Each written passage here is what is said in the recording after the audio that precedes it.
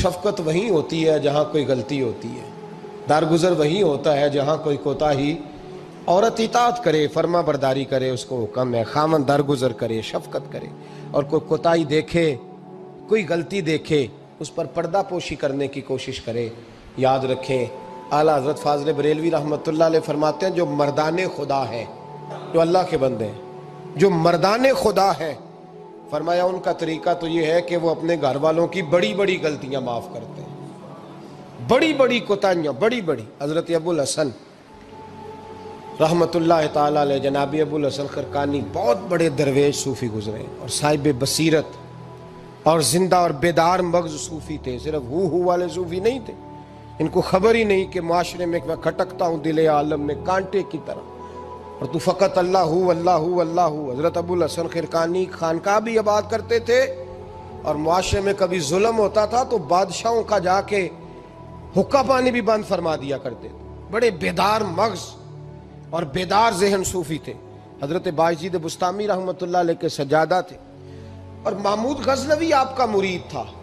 اب بہت صاحب بصیرت بادشاہ ہوا ہے، وہ آپ کا خدمت گزار تو حاضر ہوتا تھا۔ محمود غزنوی کہتے ہیں جب میں پہلے دن گیا تو بابا جی مجھے اٹھ کے نہیں ملے، بیٹھے بیٹھے سلام کیا، واپس آنے لگا تو مجھے چھوڑنے آئے میری سواری تک۔ تو میں نے کہا حضرت جی جب آیا تھا تو پوچھا بھی نہیں اور اب چھوڑنے آ گئے؟ تو فرمانے لگے جب تو آیا تھا تیرے اندر تکبر تھا، تو کہتا تھا مولوی بادشاہوں کو اٹھ کے ملتے ہیں اس لیے نہیں ملا، اور اب تو سوچ رہا ہے کہ نہیں سارے مولوی ایک طرح کے نہیں ہوتے، اس لیے میں تیری عزت دینا تیرے لیے ضروری سمجھا ہے، اس لیے تجھے چھوڑنے آیا ہوں۔ حضرت ابو الحسن بڑے صاحب بصیرت آدمی۔ ایک آدمی یمن سے آیا کئی 100 کلومیٹر کا سفر طے کر کے ملنے، اس نے دروازے پہ دستک دی، حضرت کے گھر کے دروازے، بادشاہ کے پیر ہیں۔ اندر سے بی بی صاحبہ بولی کون ہے دروازے پہ؟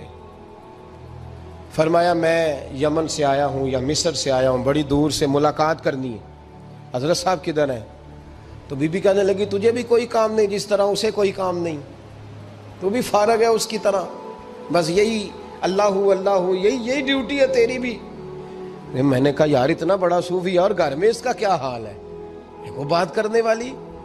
تو میں نے کہا جناب حضرت کدھر ہیں؟ تو کہنے لگی وہ کوئی جنگل میں بیٹھا اللہ اللہ کر رہا ہوگا، نہ بچوں کی فکر نہ گھر بار کی فکر، مسئلوں سے بھی پیٹ بھرتے ہیں کبھی، ادھر بیٹھا ہوگا، جا ملنا ہے تو تو بھی چلا جا، دوبارہ دروازے پہ دستک نہ دینا خبردار۔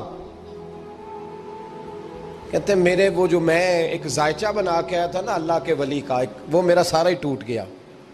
میں نے کہا کچھ نہیں یار، جس کا گھر حال نہیں تو باہر کیا ہوگا، اندر ہی کوئی طبیعت نہیں۔ لوگ فٹافٹ اعتراض کرتے ہیں، کہتے ہیں صاحب فلاں بندے کو نہیں صحیح کر سکے تو، حالانکہ یہ بات اور ہے، یہ پہلو اور ہے۔ نوح علیہ السلام کی بیوی اگر کافر رہ جائے، بیٹا اگر غیر مسلم رہ جائے تو یہ حکمت الہی ہوتی ہے، یہ اللہ پاک کی حکمت ہوتی ہے، حکمت ہوتی ہے۔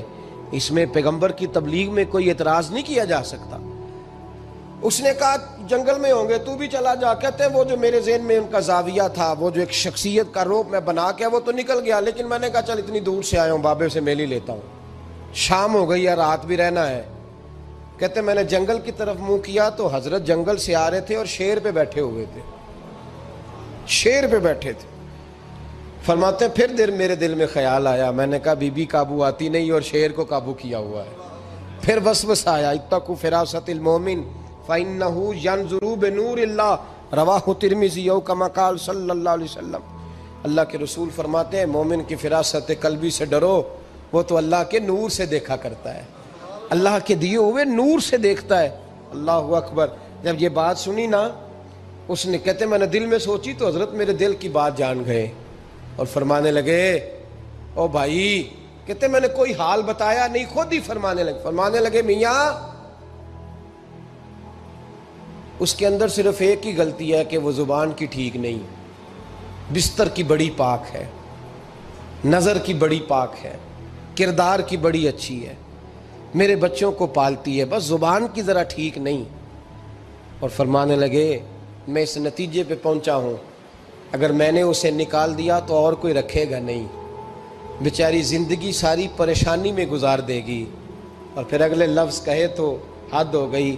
فرمانے لگے میں اس بد زبان سے اس نے سلوک کرتا ہوں اللہ نے یہ بے زبان مخلوق میری فرما بردار بنا دی ہے۔ فرمایا یہ میرے وظیفوں چلوں عبادتوں سے نہیں آیا شعر، یہ اس بد زبان سے اس نے سلوک کرتا ہوں تو رب نے یہ بے زبان مخلوق میری۔ اب یہ گنجائش، یہ حکم خامند کے لیے ہے، یہ تقریر سن کے بی بی نہ کہہ دے کہ میں نے بد زبان ہونا ہے تو آپ فرما برداری کرے میری، تو یہ جس کے لیے بات ہو اسی تک رہے۔ خامند کو حکم ہے کہ اگر کوئی کوتاہی ہے تو اس کوتاہی کی پردہ پوشی کرے۔ گھر جو ہوتا ہے نا، گھر کچھ چیزیں اجازت نہیں دے رہی میری کہ میں کچھ اور بات آپ سے کروں، کچھ آپ کو نیند بھی آ رہی ہے۔ دیکھیں، پورا وجود سلامت ہو اور اندر روح نہ ہو تو بندہ زندہ رہ سکتا ہے؟ جڑے نہیں بولے انہیں رہ لینا میرا خیال۔ وجود ہو سارا سلامت ہے لیکن روح سلامت، بندہ بچ جائے گا؟ بولے نا یار، جنہیں نیند آ رہی ہو بولو، نہیں نہ رہ سکتا۔ پورے گھر میں ہر شے ہو، ذمہ داری سے بات کر رہا ہوں، پورے گھر میں ہر شے موجود ہو، اگر گھر میں دین نہ ہو تو گھر چلتا نہیں چل سکتا۔ جس گھر میں نماز نہ ہو وہ گھر نہیں چلتا، جس میں قرآن پاک نہ ہو وہ گھر، اس لیے کہ دین روح ہے۔ دین، اگر گھر میں دین نہیں تو گھر چل سکتا؟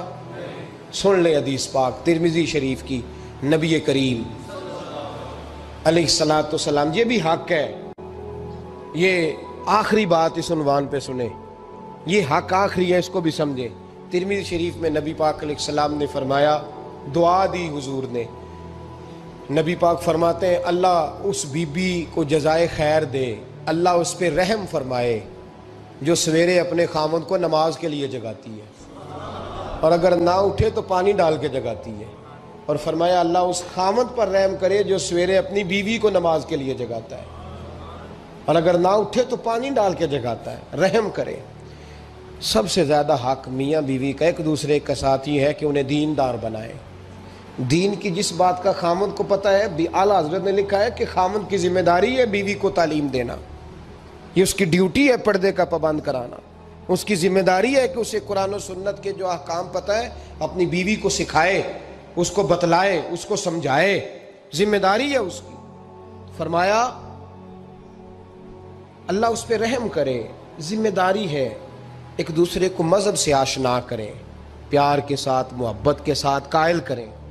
خامند بڑی باتوں میں روٹھ جاتا ہے، اگر کبھی اس بات پہ بھی روٹھ جائے کہ آج نہیں روٹی کھانی تیرے ہاتھ کی، انہیں نماز ہی نہیں پڑھی تو آج نہیں میں نے تیرے ساتھ کوئی بات کرنی اس لیے کہ تیری آواز گلی میں نے سنائی دی ہے مجھے، تو خامند کو چاہیے کہ اسے دینداری سکھائے۔ عورت کو بھی چاہیے کہ وہ کہے صاحب تھوڑی روٹی کھا لینی ہے لیکن مہربانی کریں حلال رزق لے کے آئے، مجھے زیادہ کپڑوں کی ضرورت نہیں، میں پرانے پہ گزارا کر لوں گی لیکن میرے بچوں کے حلق سے ہرا نہیں گزرنا چاہیے کہ دینداری ایک دوسرے کو سکھائیں، ایک دوسرے کو۔ حضرت سلطان باہو کا نام تو سنا ہوگا آپ حضرات نے، الحمدللہ کافی لوگوں نے سنا ہوگا۔ حضرت سلطان باہو رحمۃ اللہ علیہ کے جو والد تھے ان کا نام تھا حضرت بازید، جاگیردار تھے، دنیا دار تھے، بہت بڑے مالدار تھے۔ فرماتے مذہب کی طرف میرا رجحان نہیں تھا، چوتھی شادی کی بی بی راستی کے ساتھ۔ بی بی صاحبہ بڑی نیک تھی، بی بی صاحبہ کہتی ہیں میرا دل کرتا تھا میرا خامد بھی نمازی ہو جائے، اور عام دنیا دار نہیں تھے، 7 جاگیروں کے مالک تھے۔ بڑا مشکل ہوتا ہے، پیران نظام کے آستانوں پہ غریب لوگ رہ گئے ہیں، جڑا 4 جماعتاں پڑھ جائے یا پیسے آ جائیں انہوں نے تو کسی پیر دی لوڑ ہی کوئی نہیں، اور اگر بندہ مالدار ہو تو کئی پیر ہو دے آپ مرید ہوندے نے، وہ کہتے ہیں مینوں آپ کنے پیر سلوٹ کر دیں۔ ایک صاحب نے میری ایک دفعہ افطاری کی تو کہنے لگے آپ کی افطاری ہے، اس جگہ ایک اجتماع سے میں نے بیان بھی کرنا تھا، تو واپسی پہ ان کے ہاں انہوں نے مجھے فوٹویں دکھانی شروع کر دی۔ اب یہ بھی ایک مسئلہ ہے نا، کیا کہتے ہیں اس کو، سیلفی جی، بڑے بڑے سیانے بندے ساری دیہڑی یہی کام کر دے رہے ہیں اور کم ہی کوئی نہیں سرے، تو وہ مجھے تصویریں دکھانے لگے، اے پیر صاحب دی بھی میں دعوت کیتی، اے پیر صاحب دی بھی میں دعوت کیتی، اے پیر صاحب دی بھی میں دعوت کیتی، اے پیر صاحب دی بھی میں دعوت، 14-15 پیر مجھے گنوا دیے۔ تو کھانے تو بعد مینوں کہنے لگے کہ تسی دوبارہ کدو آؤ گے؟ میں کہا جدو تسی 200 بندے نو میرا بھی نام دس لو گے ادو آ جاؤں گے۔ اب مالدار آدمی ہے نا، تو اب بعد میں مجھے ایک دفعہ انہوں نے فون کیا، میں کیا وہ بڑے بڑے پیران دی اس لسٹ میں اپنا نام نہیں شامل کرانا چاہتا، میں نے تو نہ چھوٹے چھوٹے جی رہن دے بھائی، ہم بچتے ہیں اس کام سے، بچتے ہیں ایسے آدمی سے۔ وہ کسی درویش نے کہا تھا جس کی ہر بات میں پوشیدہ ہو نشتر کی چبھن، ایسے ہر صاحب احسان سے ڈر لگتا ہے، بچنا چاہیے۔ تو مالداروں کے تو آپ بڑے مرید ہوتے ہیں، کئی پیر حاضریاں دیتے پھرتے ہیں، کئی مولوی دستے نگر ہوتے ہیں، معاذ اللہ، اللہ خودداری اور عزت نفس عطا کرے، آمین تو کہہ دیجئے، دینداری کے اللہ توفیق عطا فرمائے۔ تو بہت بڑے جاگیردار تھے حضرت سلطان باہو رحمۃ اللہ علیہ کے والد۔ بی بی شیبہ کہتی ہے نمازی بنانا تھا خاوند کو۔ کس کو؟ کس نے؟ بولے، کس نے نمازی بنانا ہے؟ اور بیوی کو کس نے بنانا ہے؟ پکی گل نے نہیں؟ میں کونسلر صاحب نوں میں کیا ماشاءاللہ جیت گئے ہو؟ کہندے ہاں جی۔ میں کہندے جی کوئی حکم ہوئے تو میں دسو۔ میں کہ حکم ہے کہ تسی اپنے ہلکے دے بندیاں دی ڈیوٹی لانی، کیڑا کیڑا نماز حاضری لانی ہے، کیڑا کیڑا نماز پڑھنا ہوندا ہے تے کیڑا کیڑا نہیں ہوندا۔ کہنے لگے بڑے سیانے نکلے ہو، پہلا مینوں ہی وسیتے واڑ چھڑیا جی، میں جاؤں گا تے دوجیاں دی حاضری لاؤں گا نا۔ تو خاوند نمازی بنائے گا بیوی کو تو اس سے پہلے خود بنے گا تو بنائے گا نا جی۔ جی تو اگر خاوند کہہ دے تو پڑھیا کر، میرے پیچھے نہ لگی، تو کہنی جنی کو تو پڑھنی ہونی میں پڑھنی ہے نا۔ تو میں آج میں ایک دوست کو کہہ رہا تھا، میں کہہ رہا تھا بچے وہ کام نہیں کرتے جو آپ کہتے ہیں، اور میں نے جمعے میں بھی کہا تھا بچے وہ کرتے ہیں جو ہمارا عمل دیکھ کے بچے چلتے ہیں، صرف بات پہ عمل نہیں کرتے۔ بی بی راستی کہتی ہے میں نے ٹھان لی کہ میں نے اس جگیردار کو، وڈیرے کو، اس موٹے بڑے چودھری کو میں نے نمازی بنانا اور بنا کے دکھانا ہے نمازی۔ بی بی صاحبہ کہتی ہیں کہ وہ جس خاتون کی بھی باری ہوتی تھی، 4 بیویاں ہوتی تھیں، وہ اس کا حق ادا کرتے تو بعد میں اپنی خوابگاہ میں جا کے آرام کرتے۔ ان کا جو خادم تھا ملازم، وہ رات کو دودھ کا پیالہ انہیں دینے جاتا تھا، سونے سے پہلے ان کے پاس دودھ کا پیالہ پہنچتا تھا۔ تو بی بی صاحبہ کہتی ہیں میں نے رات کو ملازم سے کہا دودھ دینے تو نہیں جائے گا، میں جاؤں گی۔ کہ میں آدھی رات کو دودھ کا پیالہ لے کے حاضر ہوئی۔ تو کیسے آئی؟ میں نے کہا بی بی ہوں، آ گئی ہوں، تو اب مہربانی کریں۔ میں نے کہا اگر اجازت دیں تو آپ کے پیر نہ دبا دوں؟ چل دبا دے۔ بی بی کہتی ہیں پیر دباتے دباتے میں نے کہا اگر اجازت دیں تو صبح نماز کے لیے جگا دوں؟ یہ نماز کی تبلیغ ہو رہی ہے۔ تو بابا جی پتہ کیا کہتے ہیں حضرت بازید؟ کہنے لگے تو مجھے جانتی نہیں، خبردار مجھے تبلیغ کرنے کی کوشش کی، اس گھر میں رہنا ہے تو سانس اونچا نہ لینا، پتہ ہے تو کس کے ساتھ بھی آئی، خبردار۔ کہتے میں چپ کر کے آ گئی۔ اگلے دن پھر دودھ لے کے پہنچ گئی تو انہوں نے آنکھ کھول کے دیکھا میری طرف، پھر آ گئی ہے۔ میں نے کہا اب میرے خاوند ہیں، میرے سر کے تاج ہیں، پیر دبا دوں؟ کہ دبا دو۔ کہتے ہیں میں نے 10 منٹ پیر دبائے تو میں نے کہا اگر جان کی امان پاؤں تو فجر میں جگا دوں؟ میں نے جلال فرمایا۔ کہنے لگے تجھے کہا تھا نا کہ مجھے کسی کا مشورہ قبول نہیں، تو کون ہوتی ہے مجھے بات کرنے والی، چل دوڑ جا۔ بی بی صاحبہ کہتی ہیں میں 10 دن جاتی رہی۔ کتنے دن؟ انہوں نے سختی بھی کی، برا بھلا بھی کہا، اور کئی دن یہ بھی کہا کہ کل آئی تو پھر یاد رکھنا۔ کہتی ہیں 10ویں دن میں گئی تو حضرت بازید کہتے ہیں میرے دل میں خیال آیا یہ جان چھوڑنے والی نہیں، یہ باز نہیں آئے گی، اور چلو ہے بھی تو میری بیوی، غلط بات بھی کوئی نہیں کر رہی، کہہ بھی نماز کر رہی ہے۔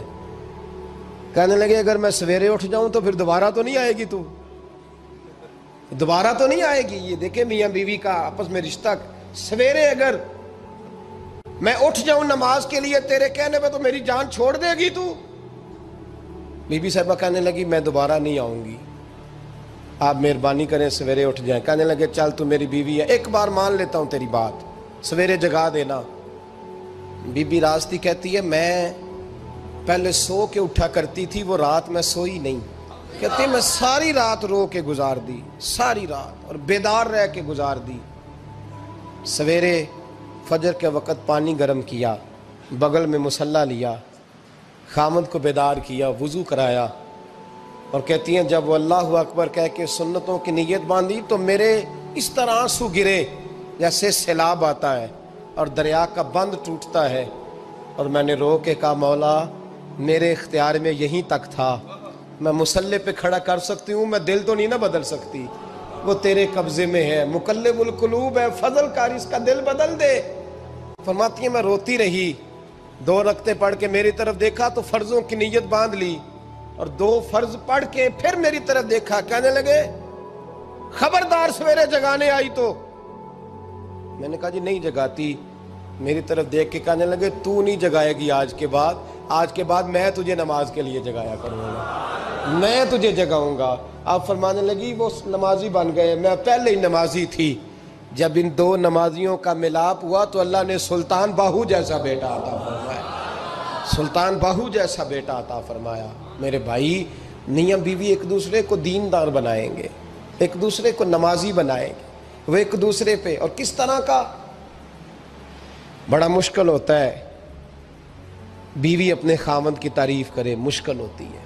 اعلیٰ حضرت فاضل بریلوی رحمت اللہ تعالیٰ علیہ کی زوجہ، ان کا طریقہ یہ تھا کہ وہ اتنی شناسہ ہو گئی تھی، اعلیٰ حضرت لکھتے تھے تو وہ واقف ہو گئی تھی، وہ کتاب کا اعلیٰ حضرت فرماتے تو وہی کتاب اٹھا کے زوجہ لاتی۔ اس زمانے میں قلم بنتے تھے اپنے ہاتھوں سے، لوگ چھری لے کے اس کے ساتھ قلم بنایا کرتے تھے، تو قلم بنا کے سیاہی رکھتی، کاغذ کئی دفعہ ڈانٹ دیتے، اعلیٰ حضرت کئی دفعہ ڈانٹ دیتے، لیکن اماں جی سنتی۔ وقت وصال آیا تو ایک دن فرمانے لگے حامد رضا کی ماں، تو نے ساری زندگی مانگا کچھ نہیں، تو نے میری بڑی نوکری کی، میرے دین کے کاموں میں سب سے بڑی مددگار تو تھی، چل کچھ چیز مانگ لے۔ جب دین کے رشتے ہوتے ہیں تو پھر معاملے بھی دینداری کے طے ہوتے ہیں، کچھ مانگ لے۔